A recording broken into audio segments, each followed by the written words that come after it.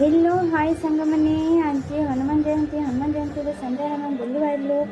हनुमान जी को दर्शन पाई ए जगह कौटी जानते बारिपदार मंत्रीचक निकट में हनुमान गढ़ी रही है गोटे सुंदर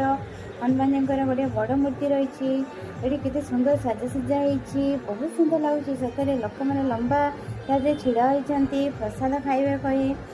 तापर आम से लंबा धाड़ी साइड धीरे धीरे आगू गलु आगू को जिते सुंदर लगुच आमर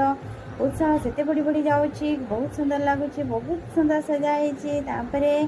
फाइनाल में पहुँची गलु कौटी ना हनुमान जी को दर्शन पाई लोक गहली रही टे हनुमान जी पाखे लोकंर बहुत श्रद्धा भक्ति रही से समस्ते दर्शन पाई आसछन्ति आमे भी फाइनाल पहुँची गलु हनुमान जी को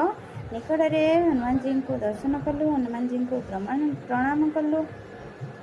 तापर आम कौन करूँ से किसी समय छिड़ा हेलु कहीं आगे देखी रही बहुत लंबा लाइन रही तो से लंबा लाइन भितर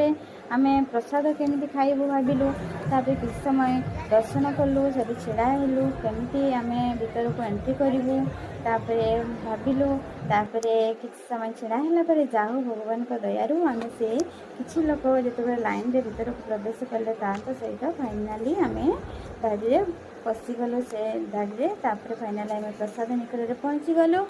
प्रसाद आम समस्ते प्रसाद निकट में पहुँची गलु बर्तमान आमर रही आमर दड़ा खिचड़ी रही प्रसाद आमर दड़ा खिचड़ी तापर ता सहित आमर रही निहाती आमर थाए आमर बड़ा आलू तरकारी तो देखा आगे कौन रही ना बड़ा आलू तरकारी सुनिश्चित थी कहीं दड़ा खिचुड़ी आमर साधारणतः बड़ा आलू तरकारी भल लगे हाँ फाइनाली आमर बड़ा आलू तरकारी रही तापर आगे को देखा कौन रही घाट रही दड़ा खिचुड़ी सहित बड़ा आलू तरकारी ता सहित घाट कि बहुत सुंदर स्वादिष्ट प्रसाद तापर आगे कौन रही देखा ना आगे कौन रही ना टमाटो खट्टा रही वाव कितनी सुंदर लगुच पायस रही कितनी सुंदर प्रसाद होती जाओ फाइनाल आम प्रसाद नहीं गलु तापर से आम प्रसाद खाऊ खाऊ मो झील तार स्कूल सांग मान किसी भेटिला तो से सांगसाथी